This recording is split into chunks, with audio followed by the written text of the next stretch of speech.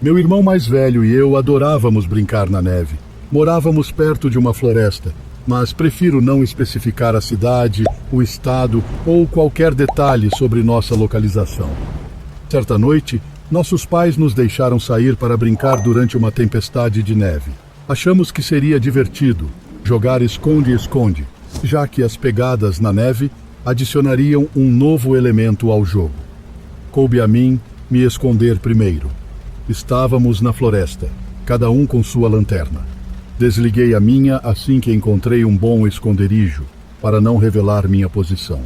Me agachei na neve profunda entre duas árvores grandes, tentando disfarçar meus rastros, mas era impossível cobrir todos eles. Avistei a lanterna do meu irmão ao longe, vindo em minha direção. Ele com certeza me encontraria, então corri no escuro, adentrando mais a floresta.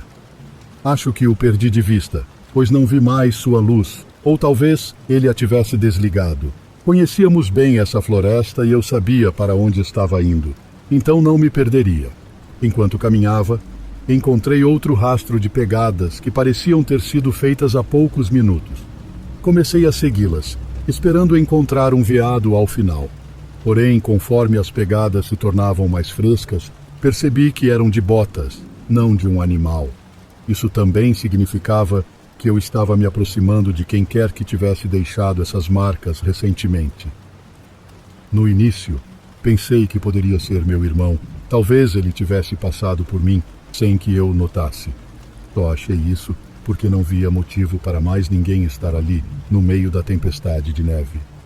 Com minha lanterna ainda acesa, notei algo preto sobressaindo de um grande monte de neve ao lado das marcas de botas. Parei e comecei a examinar, afastando um pouco da neve do objeto. Limpei o suficiente para perceber que era um grande saco de lixo preto. A situação não parecia boa. Já dava para sentir um cheiro ruim. Esperava que fosse apenas lixo. Tentei abrir o saco, mas acabei rasgando-o com as unhas. Me engasguei de nojo assim que vi o que havia dentro.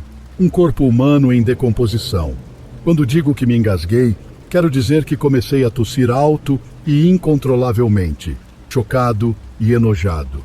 E acho que isso chamou a atenção do meu irmão, pois logo sua luz começou a iluminar onde eu estava. Virei-me para ele, sua luz me cegando, e fiz um gesto com a mão sinalizando para correr, para irmos para casa. Ele ficou confuso e continuou se aproximando, então corri até ele e pedi para apagar a lanterna. Apontei para o saco e sussurrei o que havia dentro. Ele não acreditou em mim, mesmo depois de eu implorar para irmos embora juntos. Ele foi verificar o saco por si mesmo e, ao ver que eu não estava mentindo, tapou a boca com a mão. Como irmão mais velho, começou a me guiar de volta para casa, tentando fazer o mínimo de barulho possível. À medida que nos movíamos, olhávamos para trás, achando que ouvíamos passos na neve atrás de nós. Cada vez que isso acontecia, acelerávamos o passo. Ele teve que manter a lanterna acesa, senão estaríamos na mais completa escuridão. Então, acho que ao mesmo tempo olhamos para trás depois de ouvir outro passo e vimos a uns 50 metros de distância alguém parado ali, bem no feixe de luz da lanterna do meu irmão, nos observando. A partir daí, corremos até chegar em casa. O homem gritou algo para nós, mas nenhum de nós conseguiu entender. Chegamos em casa 2 minutos depois e contamos aos nossos pais, que chamaram a polícia para relatar o corpo encontrado. A polícia veio, fez várias perguntas e enviou uma equipe de busca com base na descrição que demos do local. Eles não nos fizeram voltar lá naquela noite. A busca inicial não deu em nada, mas foi retomada no dia seguinte, à luz do dia, quando nos pediram ajuda para retraçar nossos passos. Fizemos o melhor que pudemos, mas o corpo nunca foi encontrado. Não seria surpresa se quem estivesse lá tivesse movido o corpo depois de perceber que havia testemunhas. Éramos apenas crianças na época e ainda estávamos sendo seguidos, possivelmente pela pessoa que escondeu o corpo lá. Às vezes me pergunto se escapamos por pouco com nossas vidas.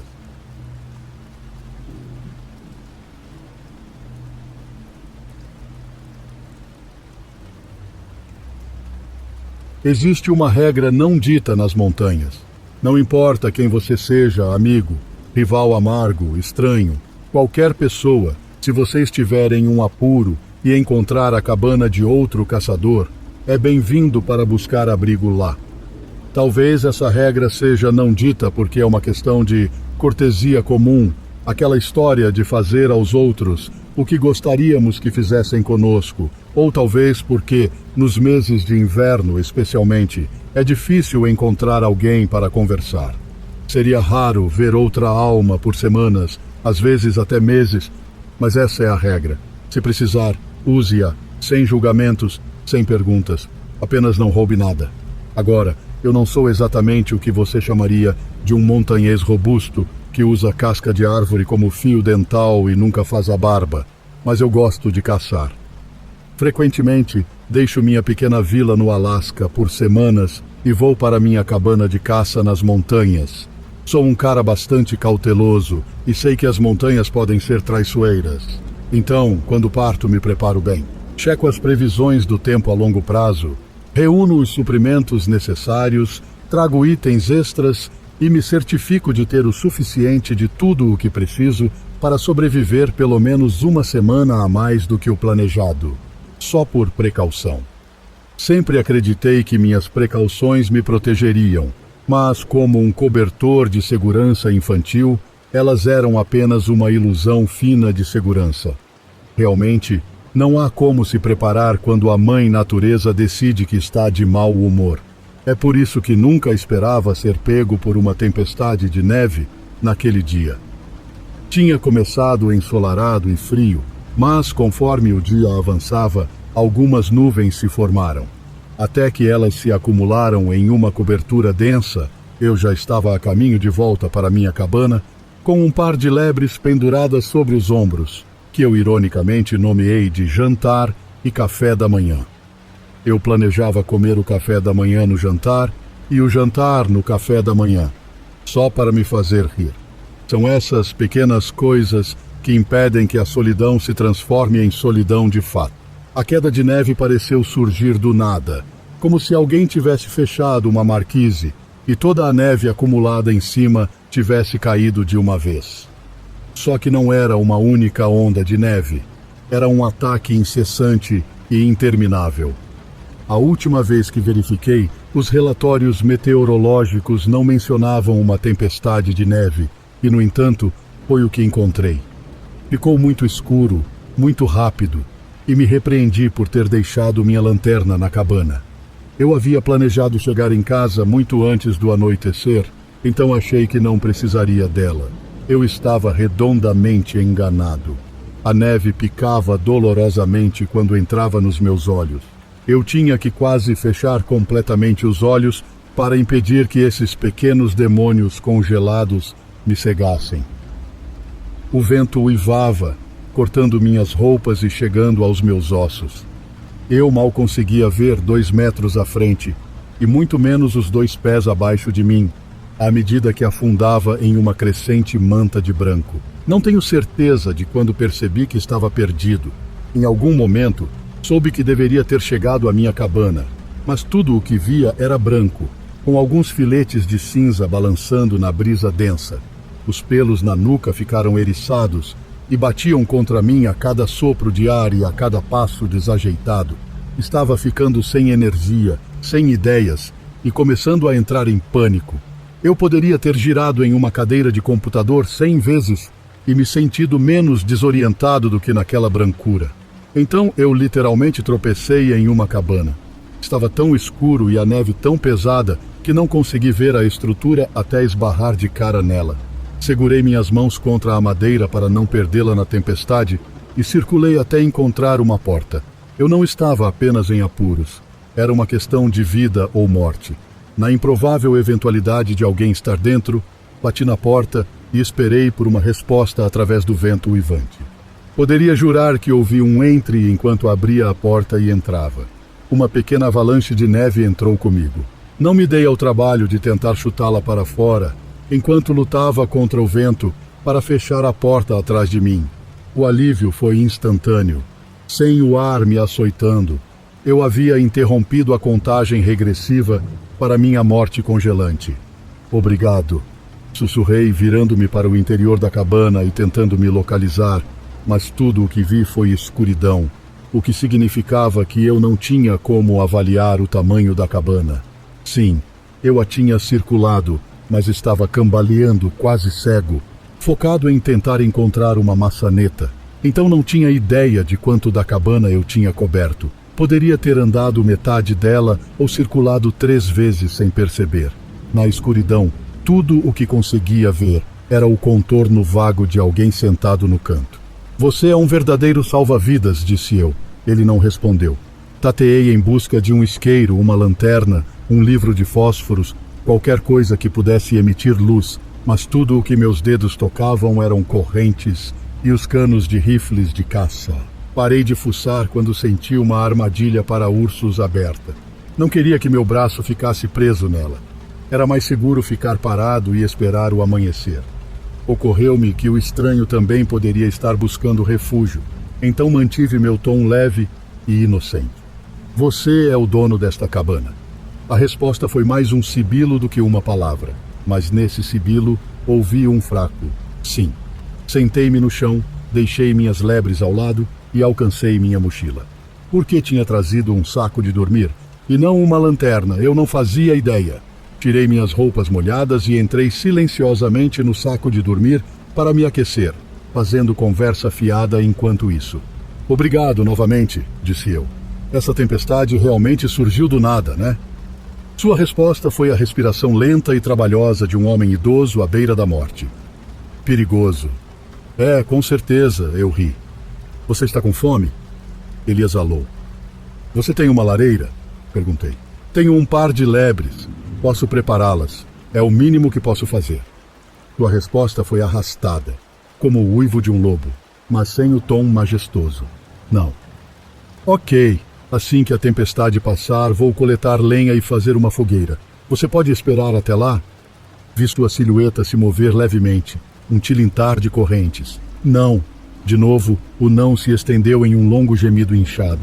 Não. Sim.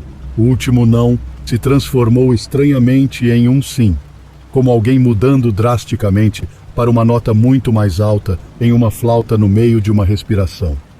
Virei meu pescoço para olhar a única janela da cabana. Estava totalmente escuro ou totalmente branco. Era como um brilho pós-escuro visível contra o pano de fundo preto da madeira, mas ainda inerentemente escuro. Me concentrei nisso em vez do resto da cabana, porque era o único vislumbre de luz que podia ver. Se você não se importa, vou tentar pegar um pouco de sono, disse eu, cansado. Ele não respondeu, mas isso não me surpreendeu. As pessoas da montanha não falam muito, mesmo quando descem à cidade para buscar os poucos suprimentos que não conseguem produzir. Dei de ombros e me ajeitei para a noite, mas senti algo duro contra o meu lado. Suspirando, afastei um pouco mais minhas lebres e me acomodei. Estava exausto, então não foi difícil adormecer, apesar da canção do vento lá fora. Abracei-me no meu saco de dormir e adormeci. Fui acordado por um som diferente, um estalo e um crocante que me fez levantar na cama, acreditando que o teto estava prestes a desabar sob o peso da neve. Preparei-me, mas quando o som veio novamente, percebi que não estava acima de mim, mas sim ao meu lado, perto dos meus pertences. A silhueta havia desaparecido do canto, e eu podia ouvir sua respiração profunda e áspera, acompanhando o crocante. O que diabos você está fazendo? Eu estalei. Ele recuou para o canto com um tilintar de correntes. Minha adrenalina estava a 1000 e eu nem sabia por quê. Algo sobre o estranho me colocava em um estado de quase pânico.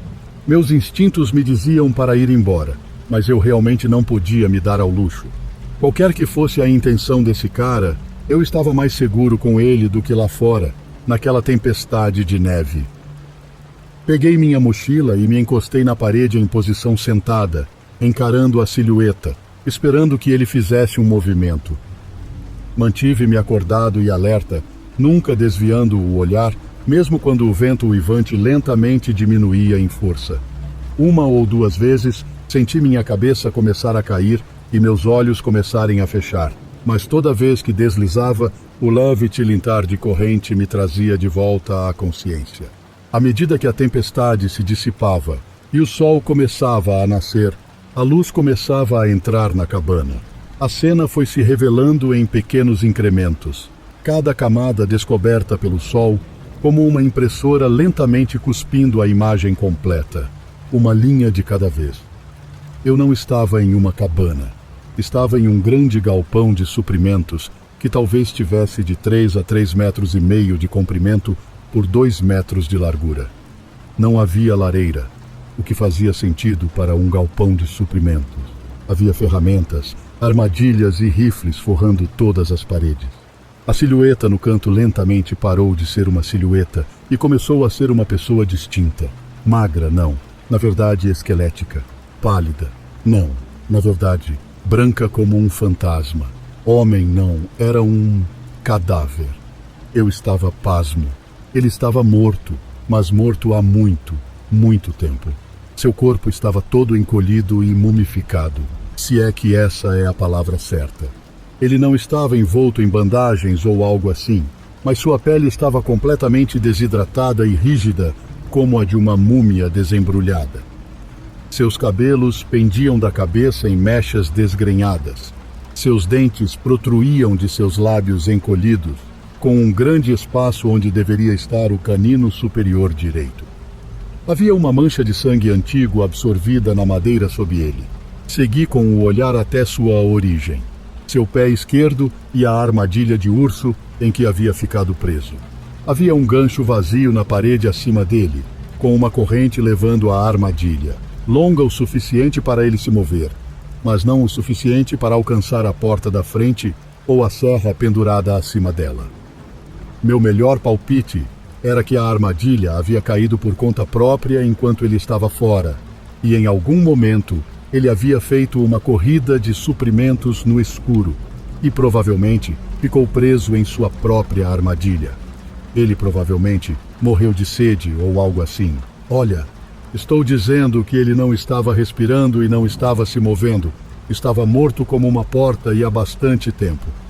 Sentei lá raciocinando que tinha estado delirante na noite anterior. A fadiga, a desidratação, a desorientação causada pela tempestade de neve me fizeram imaginar uma voz. Aqueles sons sibilantes lentos que pensei serem respostas eram apenas o vento lá fora. Eu os interpretei errado porque a solidão finalmente havia me atingido. Os elementos haviam conspirado contra mim para criar uma pessoa viva, a partir de alguém que definitivamente não estava vivo. Era uma boa explicação lógica, e eu gostaria de poder dizer que era verdade.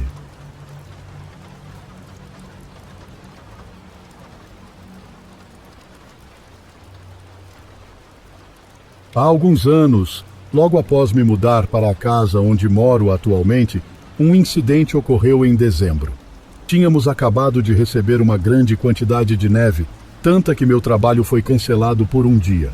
Aproveitei para ter um dia de preguiça em casa, evitando fazer qualquer coisa que não fosse absolutamente necessária. Meu porão é equipado como uma sala de jogos e TV, e era lá que eu estava passando a maior parte do meu dia de folga. Estava assistindo algo na TV, meio que deitado no sofá, quando de repente ouvi alguém batendo na porta com força. O som era tão alto que pude ouvir do porão, mesmo com o som do meu home theater ligado. Provavelmente bateram na porta umas 5 ou 6 vezes. Eu moro em um bairro bem tranquilo, uma típica área suburbana, onde é silencioso como um rato à noite. Meus amigos costumam aparecer de vez em quando para ver minha nova casa. Então, inicialmente, assumi que fosse um deles, batendo na porta com toda a força apenas para me provocar. Como aquilo me irritou um pouco, decidi continuar assistindo TV, só para deixar quem quer que fosse lá fora esperando.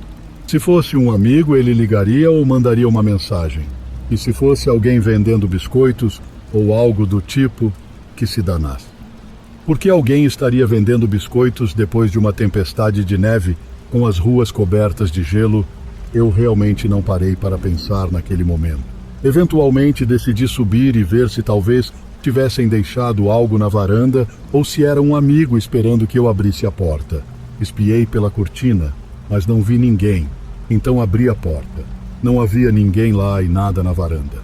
Na rua, coberta de neve e gelo, havia um Cadillac preto com cerca de 4 pessoas dentro, avançando lentamente pela rua. Um deles estava, naquele exato momento, entrando de volta no carro, enquanto ele se movia lentamente. Ele ouviu quando abri a porta da frente e olhou para trás, encarando-me até que se afastaram demais na rua para que eu pudesse vê-los. Achei estranho, mas apenas tranquei a porta e voltei para o meu dia de folga. Mais tarde naquele dia, saiu uma notícia de que, mais acima na minha rua, a cerca de meio quilômetro, tinha ocorrido uma invasão domiciliar. Uma mulher estava dormindo no andar de cima de sua casa, e os 4 indivíduos pensaram que a casa estava vazia quando invadiram. Eles acabaram amarrando-a e roubando a casa sob a mira de uma arma. Finalmente, ela conseguiu se desamarrar e foi até um vizinho, que então chamou a polícia e voltou com outra arma para verificar o local, mas eles já haviam fugido. Estou quase certo de que essas mesmas 4 pessoas eram as que eu vi fora da minha casa. Se eu não tivesse decidido subir e abrir a porta naquele momento, eles poderiam ter pensado que minha casa estava vazia e arrombado minha porta. Ainda consigo ver o sujeito me encarando, como se estivesse avaliando se valeria a pena roubar minha casa comigo dentro ou se procurariam um alvo mais fácil. Mas, pelo visto, encontraram um.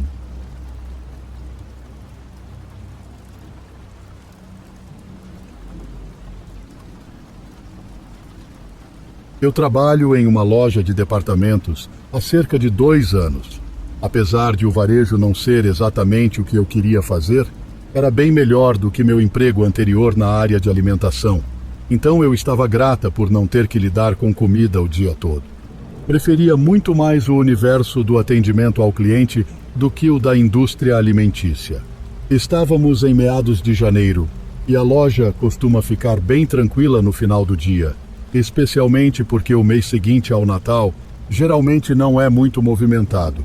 As pessoas provavelmente tentam não gastar dinheiro depois da temporada de presentes e o clima frio do inverno no Canadá definitivamente não ajuda. Além disso, o desejo de não sair do aconchego de casa em meio a uma tempestade de neve significa que colocam menos pessoas no turno, e eu estava sozinha no provador. Trabalho em uma loja bastante grande e, junto com as condições climáticas, isso significa que os funcionários geralmente ficam espalhados pelo chão de venda, não tão próximos uns dos outros como durante a alta temporada. Nós não usamos fones de ouvido, pois a maioria das comunicações é feita através do sistema de alto-falantes. Era uma noite de quarta-feira, por volta das 8 da noite, e a loja fecha às 9 horas. Normalmente, eu fico no caixa, mas frequentemente ajudo no provador quando necessário. A noite estava muito calma, e passei as primeiras horas do meu turno organizando a seção de beleza, que fica ao lado do provador, ou conversando com minha querida colega de trabalho, que cuidava da seção de joias, ajudando os poucos clientes que queriam experimentar roupas quando apareciam. Um homem chegou ao provador com 2 camisas sociais, e eu não pensei muito a respeito. Afinal, ele não era diferente de ninguém que eu já tivesse visto antes. Mais velho, alto, meio robusto e musculoso, bem comum. No entanto, notei que ele estava vestido de forma bastante elegante, com um terno claramente caro e uma bolsa de ombro bonita.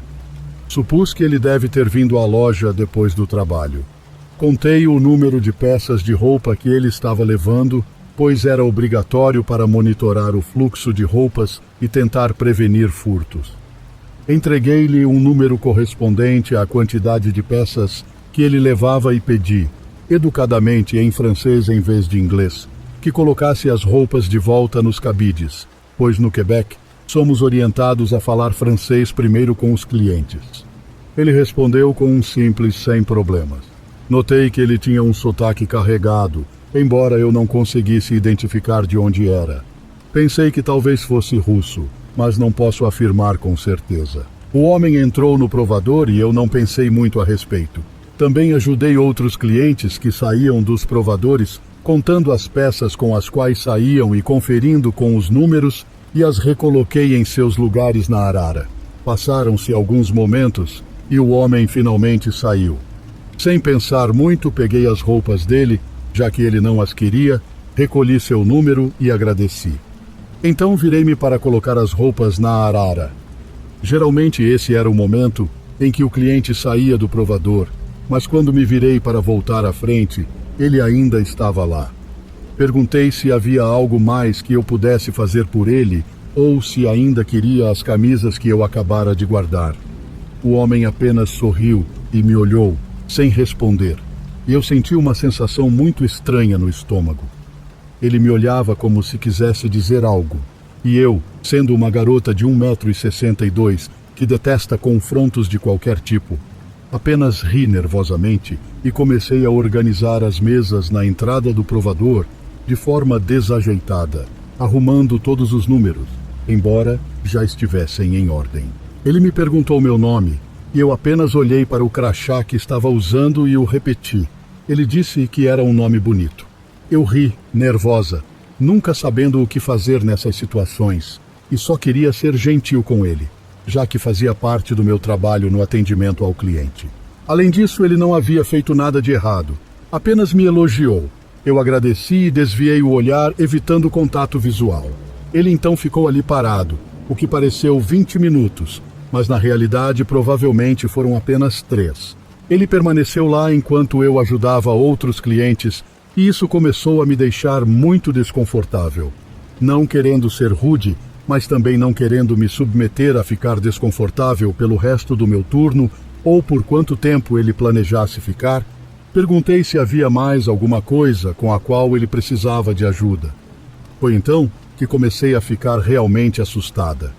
Ele prosseguiu, dizendo que estaria me esperando às 9h30 fora das portas da nossa loja e que queria me levar para sair. Confusa, olhei para ele de forma estranha. Como ele sabia que terminávamos naquele horário, a loja fechava às 9 da noite e nós geralmente passávamos 30 minutos arrumando a loja. Suponho que essa informação não seja muito difícil de adivinhar, mas ainda assim era estranho. Por que ele queria me levar para sair? Mais uma vez, ri nervosamente, pois parecia ser a única coisa que conseguia fazer quando estava desconfortável, e recusei educadamente, dizendo que precisava ir para casa e estudar. Ele então riu, aproximando-se um passo de mim, e eu, instintivamente, dei um passo para trás. Ele não aceitou minha resposta, pois apenas sorriu mais uma vez. Estarei te esperando lá fora, na porta por onde todos os funcionários saem, no beco dos caminhões. Estarei bem ali.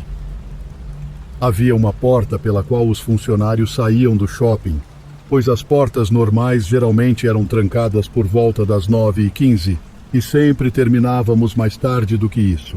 Então saíamos pela porta que nos levava a um pequeno beco, por onde os caminhões entregam as mercadorias para nossa loja. Sendo alguém que detesta confrontos e que não lida bem em controlar minhas emoções, senti lágrimas brotarem ao ouvir esse comentário. Nenhum funcionário é autorizado a mencionar a porta por onde saímos. É uma regra da empresa, já que geralmente terminamos tarde e o estacionamento fica escuro. Eles não querem que ninguém saiba por onde saímos como precaução. Disse-lhe mais uma vez que agradecia a oferta, mas não estava interessada e precisava continuar meu trabalho. Educadamente, pedi que ele saísse. Quando ele colocou a mão no meu ombro, me senti paralisada. Lembro-me de pensar e apenas rezar para que um dos meus colegas de trabalho aparecesse ou o funcionário da joalheria parasse de encher as vitrines e se virasse. Por azar, ninguém fez isso. Ele me disse que eu era uma garota linda e que mal podia esperar para me encontrar no beco no final do meu turno.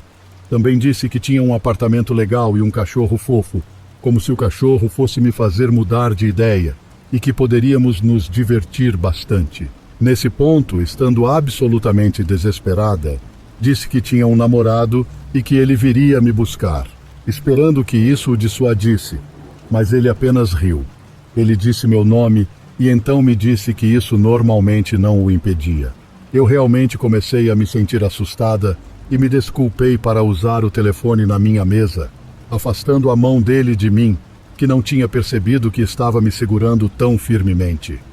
Pedi o número da minha coordenadora, que respondeu secamente antes mesmo de eu conseguir falar alguma coisa, dizendo que estava ocupada com um cliente e desligou. Incerta sobre o que fazer, já que o homem ainda estava ao meu lado e me seguiu até minha mesa, liguei para minha gerente, que felizmente atendeu. Quando ele viu que eu estava falando com alguém no telefone, deixou o provador, mas isso não me fez sentir melhor.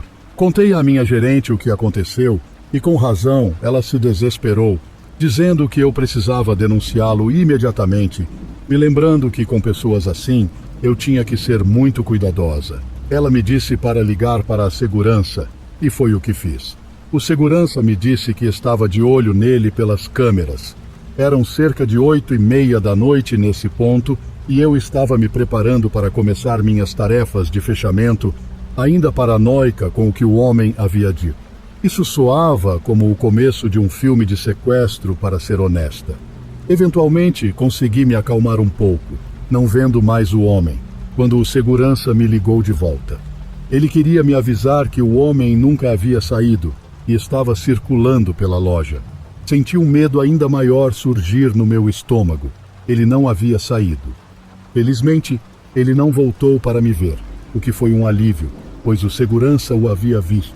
Então, se algo acontecesse, pelo menos havia alguém que poderia identificá-lo. Quando a loja fechou e chegou a hora de ir embora, 2 dos meus colegas de trabalho, Evan e Ethan, 2 rapazes que trabalhavam no depósito, fizeram questão de me acompanhar até o meu carro, não me deixando sozinha. Agradeci muito por isso, embora não quisesse admitir. Estava assustada ao caminhar pelo beco e até paranoica de que ele fosse me seguir até em casa. Peguei um caminho extra longo para ver se alguém estava me seguindo, o que não estava. Quando passei pela segurança da porta da minha casa e a tranquei atrás de mim, soltei um suspiro que nem sabia que estava segurando. Hoje em dia, faço questão de sair da loja usando o sistema de duplas. Nunca ando sozinha e sempre me certifico de estar super atenta ao meu redor. Nunca mais uso o meu crachá. Felizmente, nada me aconteceu. E talvez eu tenha superestimado toda a experiência, mas queria enfatizar que, mesmo que seu trabalho seja no atendimento ao cliente, se alguém te deixar desconfortável, fale. Você não deve ser submetido a esse tipo de comportamento no seu trabalho ou em qualquer lugar, por falar nisso.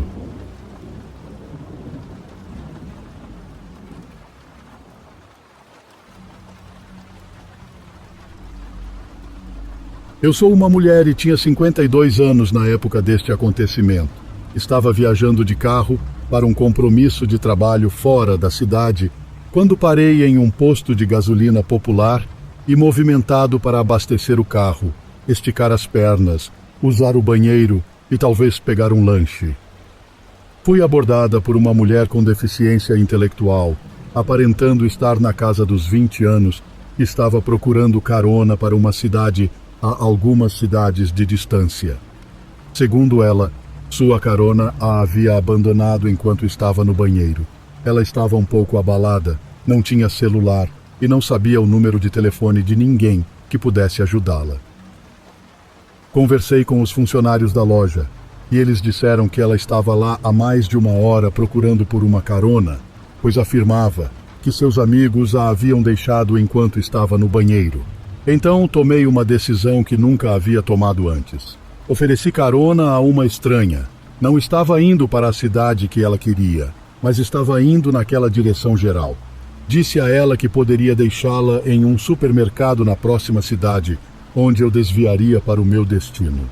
O supermercado estava sempre movimentado e seria muito provável que ela conseguisse uma carona de lá para onde queria ir. Além disso, estaria 8 quilômetros mais perto do seu destino final, ao invés dos 40 quilômetros iniciais, o que obviamente facilitaria sua caminhada, caso necessário. Ela concordou com a proposta e partimos. Logo notei uma van nos seguindo. Tentei despistá-la, mas a van mantinha o ritmo. Enquanto isso, a mulher queria brincar com meu celular. Eu disse não, explicando que o aparelho não era um brinquedo, era para trabalho. e o afastei do alcance dela. A van acelerou e começou a se aproximar. De repente, a mulher se lembrou do número do telefone do namorado e disse que precisávamos ligar para ele. Não podia usar meu celular enquanto dirigia, pois era antes da era do comando de voz, e eu estava me aproximando da área comercial da próxima cidade, onde havia placas proibindo o uso do celular ao volante. Disse a ela que estávamos quase no supermercado e poderíamos ligar para ele do estacionamento. Ela ficou agitada e começou a gritar, dizendo que eu tinha que levá-la para casa. Eu reiterei que não podia fazer isso, pois era na direção oposta de onde eu precisava ir e já estava atrasada. Ela ficou ainda mais frustrada, e a van estava se aproximando cada vez mais. Entrei no estacionamento do supermercado, eram cerca de 4 da tarde e o local estava cheio. Parei na frente da loja e pedi o número do namorado dela. De repente, ela disse que não se lembrava mais. Ela se recusava a sair do meu carro, discutia comigo e a van entrou no estacionamento. Por sorte, havia um xerife estacionado por perto. Acenei pedindo que ele viesse e ele se aproximou para saber o que estava acontecendo. Expliquei a situação, sussurrando que a van havia nos seguido. O xerife disse à mulher que eu a havia levado onde ela pediu e que agora era hora de ela sair do meu carro. Ela saiu lentamente e, ao perguntar novamente pelo número do namorado, ela disse que eu era louca, que não tinha namorado. Olha, são meus amigos, ela disse apontando para a maldita van. O xerife e eu trocamos um olhar e ele me pediu as informações de contato, dizendo que poderia atrasá-los por uns 20 minutos enquanto checava a licença e a documentação deles, além de dar uma bronca por abandonarem um adulto com necessidades especiais. Ele me aconselhou a sair dali e disse que entraria em contato antes do fim do seu turno para se certificar de que eu estava bem e me alertou para não dar carona a mais ninguém. Ele me ligou mais tarde para confirmar que eu havia chegado ao meu destino e disse que estavam de olho na van e em seu proprietário. Também contatou um colega no departamento do xerife do condado onde eu estava trabalhando e deveria entrar em contato comigo em 1 ou 2 dias. Conversei com 2 xerifes e um detetive sobre a mulher e a van. Ninguém nunca me disse nada sobre eles, mas estavam muito interessados. Meu pesadelo é um dia ligar a TV em um programa de crimes reais e ver uma reportagem sobre essa mulher e sua gangue roubando e matando pessoas.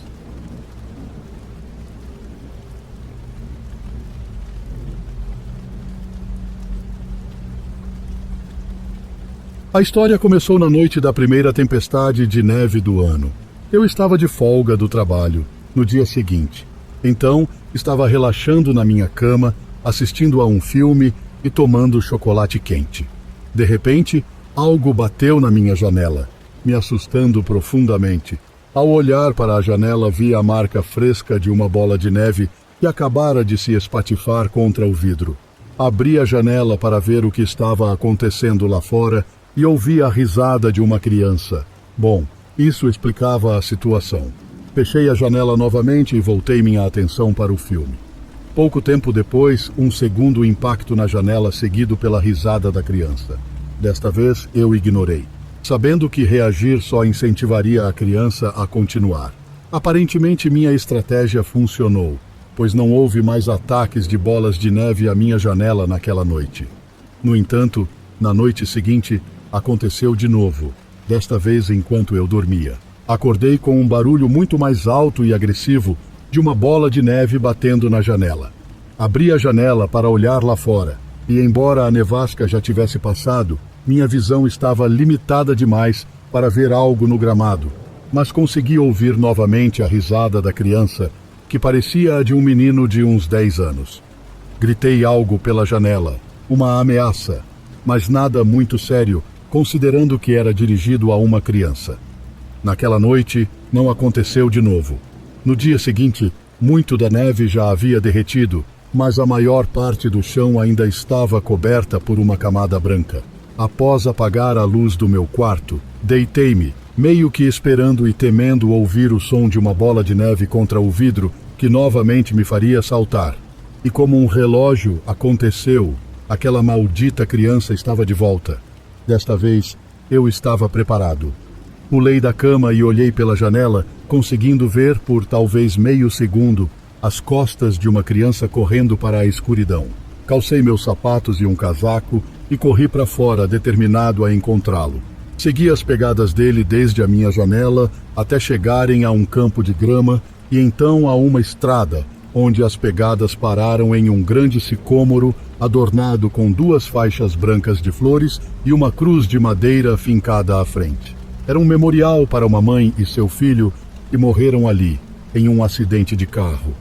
Verifiquei várias vezes para ter certeza de que as pegadas não seguiam nenhuma outra direção, mas elas misteriosamente terminavam ali.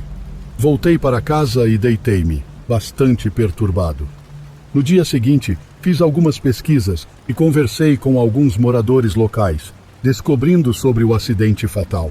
Ao saber disso, arrepiei-me, mas não quis descobrir a idade do filho. Não conseguia me obrigar a fazer isso, pois se o menino tivesse mesmo uns 10 anos, isso me assombraria ainda mais do que já estava assombrado. Na noite seguinte, pensei ter ouvido a risada de uma criança do lado de fora da minha janela, mas pode ter sido apenas minha imaginação descontrolada. Tive que tomar remédios para dormir durante um mês inteiro, para não ficar acordado e aterrorizado toda a noite.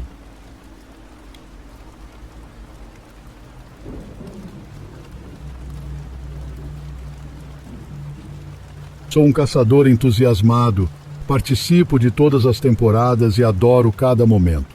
Muitas vezes não abato nenhum animal, mas o que realmente me atrai é a sensação de estar no meio da natureza. Se você não está por dentro, na Pensilvânia, as temporadas de caça são bem específicas. Durante o final de novembro, a temporada de caça com rifle está a todo vapor. Já era a 2ª semana da temporada e eu ainda não tinha conseguido caçar nenhum veado, então estava ansioso para começar cedo naquele dia. Costumo acordar por volta das 5 da manhã e dirigir até o meu local de caça, um terreno particular do meu avô, onde só nós 2 temos permissão para caçar. O resto da área é restrito. Os únicos outros que frequentam a terra são os que trabalham na fazenda do meu avô. Minha intenção inicial era ligar para ele ao acordar para saber se queria me acompanhar, mas o clima estava terrível naquela manhã. A neve caía intensamente e o vento estava forte. Apesar de eu adorar caçar na neve, quase desisti de ir, imaginando que ele também não iria querer enfrentar esse tempo. As estradas estavam péssimas, o que fez com que a viagem demorasse mais do que o normal. Normalmente, a essa hora, o sol já estaria começando a aparecer, mas estava nublado e ainda nevando. Mesmo assim, segui para o meu local, que fica atrás da casa do meu avô, subindo uma colina e mais uns 100 a 150 metros para trás. Quase imediatamente depois de me acomodar, comecei a ouvir movimentos ao meu redor. Honestamente, não dei muita atenção. Poderia ser qualquer coisa.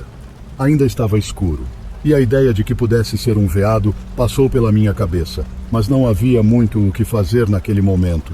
Não muito tempo depois, comecei a ouvir algo caminhando logo acima da colina, à minha direita. Já havia luz suficiente apenas para ver os meus pés, então, mesmo que fosse um veado, não poderia fazer nada. Contudo, percebi que não era um veado. Pensei que fosse meu avô indo para o local dele, que é perto do meu, mas as luzes da casa dele estavam apagadas. Se ele estivesse caçando por ali, com certeza teria me avisado. Mesmo que não fosse ele, mas outro caçador atuando ilegalmente, queria fazer saber que eu estava ali. Então, liguei minha lanterna e direcionei na direção daquele movimento, piscando várias vezes. Mesmo se fosse um veado, eu não poderia atirar, então era melhor prevenir. Após piscar a luz, o barulho parou, o que foi estranho. Não ouvi a pessoa se afastar, então pensei que ou ela havia se sentado ali mesmo depois de ver minha luz, o que seria muito desrespeitoso, ou eu simplesmente não a ouvi partir. Assumi a segunda opção. Cerca de 1 hora depois, os primeiros sinais da manhã começaram a aparecer. Ainda nevava, e a visibilidade era limitada, mas isso não tirou o meu sorriso. Amo a neve e mesmo que não conseguisse ver nenhum veado, ainda achava o tempo lindo. Foi então que notei algo estranho sobressaindo de um grupo de árvores e arbustos no topo da colina que me separava da casa do meu avô, exatamente de onde tinha ouvido os movimentos. Parecia um monte de terra, mas estava se projetando do lado de uma árvore, então obviamente não era terra. Instintivamente levantei meu rifle para ver melhor. Imediatamente percebi que estava olhando para o lado de um casaco de camuflagem de estilo antigo. Demorou 1 minuto, mas então percebi que era uma pessoa. Achei que fosse um caçador, então não sabia bem o que fazer. Ele estava caçando ilegalmente em nossa terra e, pelo que podia ver, não usava nada laranja, o que é obrigatório para todos os caçadores durante a temporada de rifle, e dava para ver claramente que não era meu avô. Fiquei ali pensando no que fazer, mas decidi ligar para o meu avô, correndo o risco de atrapalhar sua caçada se fosse ele ali. Sem tirar os olhos da pessoa, peguei meu celular e liguei para ele. Para meu alívio, ele atendeu. Expliquei a situação e ele disse que viria, mas decidi ir até o sujeito sozinho e dar um assobio para mostrar que eu o tinha visto. Ele não reagiu. Após alguns minutos, comecei a me aproximar. Ao chegar perto, vi que ele estava dormindo, encolhido entre um arbusto e algumas árvores.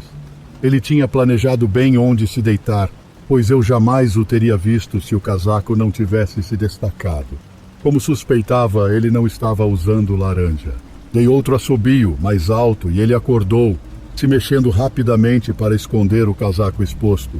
Tinha uma barba desgrenhada e um chapéu cinza. Parecia um homem idoso e inofensivo, provavelmente na casa dos 50, mas tinha uma visão perfeita da casa do meu avô de onde estava. Tenho quase certeza do que ele planejava fazer assim que meu avô saísse de casa. Quando esse sujeito percebeu que tinha sido pego e viu um homem irritado de 1,90 m, com um rifle de caça se aproximando a menos de 10 metros, seu rosto empalideceu quase instantaneamente.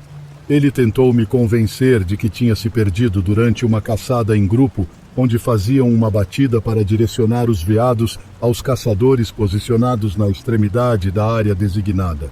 Porém, a área pública de caça mais próxima fica a quilômetros de distância, então sabia que era mentira. Ele continuou falando que estava perdido e que tinha adormecido, até inventou um nome falso na hora. Apenas fiquei lá, ouvindo, garantindo que ele não fizesse nenhum movimento suspeito. Não pude evitar de pensar no que ele poderia ter feito ao meu avô se tivesse a chance, e essa ideia me enfureceu o suficiente para mandá-lo calar a boca. Foi quando vi meu avô chegando. Meu avô é um homem duro e resistente, então minha primeira preocupação foi que esse idiota acabasse se machucando. Felizmente, nada aconteceu depois que ele chegou. Praticamente tivemos que arrastar esse cara até a estrada, onde meu avô chamou a polícia e eu liguei para o meu pai. Tecnicamente, o sujeito não tinha feito nada de errado até então tudo o que pudemos fazer foi acusá-lo de invasão de propriedade e perturbação da paz. Isso foi há cerca de 1 mês e desde então não tive mais notícias sobre o assunto.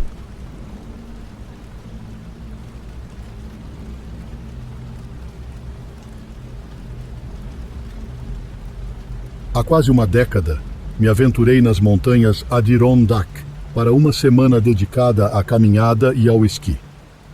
Aluguei uma cabana no Airbnb, situada em um trecho privativo da floresta, ideal para esquiadores e caminhantes. Embora houvesse previsões de uma tempestade de neve iminente durante a semana, não estava disposto a encerrar minha viagem 3 dias antes e perder o que já havia pago. Creio que era uma sexta-feira, não me recordo exatamente, mas naquela manhã fui surpreendido por batidas na porta da frente da cabana. Ao espiar pela janela do quarto, tudo que vi foram camadas espessas de neve cobrindo a paisagem, com mais neve acumulando rapidamente. Na porta havia uma mulher vestindo um parca, aparentando grande aflição. Rapidamente vesti uma roupa e abri a porta para ela. Era uma mulher na faixa dos 40 anos, com as bochechas avermelhadas pelo frio, visivelmente congelando. Ela pediu da maneira mais educada possível se poderia se abrigar na cabana até que a tempestade passasse. Pareceu-me a coisa certa a fazer. Então a convidei para entrar e se aquecer enquanto eu preparava um café. Ela se acomodou no sofá e perguntou se eu morava ali. Expliquei que era apenas um aluguel de temporada pelo Airbnb e questionei de onde ela vinha. Contou que também havia alugado uma cabana na região, mas foi surpreendida pela tempestade e não conseguiu encontrar o caminho de volta. Apresentou-se como Meredith. Quando ofereci um café, ela recusou, dizendo estar muito cansada e perguntou se poderia descansar no sofá. Concordei, mas enquanto tomava meu café da manhã, não pude evitar me sentir estranhamente desconfortável. Após o café, senti que não seria adequado permanecer na área comum, então voltei para o meu quarto para assistir TV. A neve continuava caindo lá fora e o vento agressivo produzia um assobio constante pelas frestas das janelas. Não demorou muito para outra batida na porta chamar minha atenção. Desta vez era um homem lá fora. Com Meredith agora acordada e atenta no sofá, ela perguntou quem era. Respondi que não sabia, e ao abrir a porta, o cenário se repetiu. O homem deu praticamente a mesma justificativa que Meredith, alegando ter sido pego de surpresa pela tempestade e precisar de um abrigo. Já tendo acolhido Meredith, senti que não tinha escolha senão permitir que ele também entrasse. Apresentou-se como Mark. Meredith e Mark se cumprimentaram, achando graça na coincidência de suas situações, e me elogiaram por recebê-los. Com Meredith agora mais disposta e participativa na conversa, falamos sobre assuntos diversos até que os tópicos se esgotaram. O dia se arrastou até a noite, trazendo frio e escuridão para dentro da cabana, sem sinais de que a neve cessaria. Ofereci a eles o que tinha na geladeira ao longo do dia. Quando se aproximou a hora de dormir, Meredith tomou a iniciativa de perguntar se podiam passar a noite. Não vi como recusar. Eles dormiram nos sofás enquanto eu voltei para o meu quarto. Adormeci facilmente, confortado pela ideia de que meus pertences estavam seguros sob a cama, longe do alcance fácil dos dois estranhos. Costumo ter um sono pesado, mas naquela noite, um barulho forte me acordou. Levantei-me e percebi que a porta do meu quarto estava aberta, e o som do vento lá fora era ensurdecedor. A porta da frente também estava aberta, e nem Meredith nem Mark estavam nos sofás.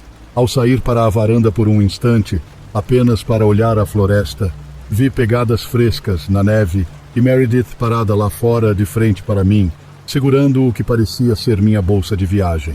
Gritei para que ela voltasse, juntamente com alguns impropérios. Corri para o quarto em busca das minhas botas. Ao tentar calçá-las apressadamente no sofá, notei que a porta do meu quarto estava fechada agora, e eu definitivamente não a havia fechado. Abri-la? De jeito nenhum, especialmente depois de ouvir passos do outro lado da porta.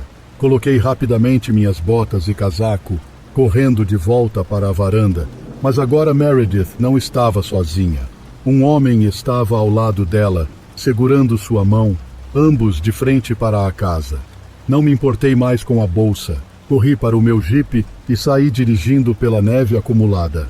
Certamente havia mais pessoas na casa naquela noite, pois alguém estava no meu quarto. Fui excessivamente gentil, baixei minha guarda para dois estranhos e paguei o preço. Apenas agradeço por não terem me matado, embora algo me diga que tinham intenções mais sinistras do que apenas roubar minha bolsa.